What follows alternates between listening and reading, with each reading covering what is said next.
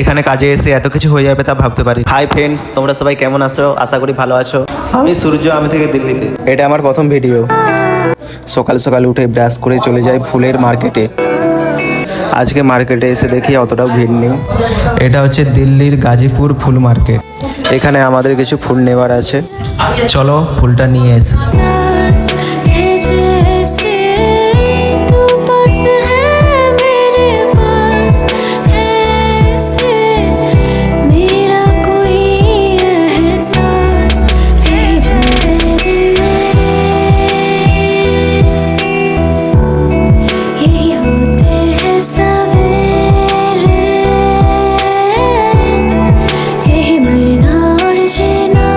আমাদের ফুল সব নেওয়া হয়ে গেছে, তাড়াতাড়ি গাড়িটা বুক করে নেব।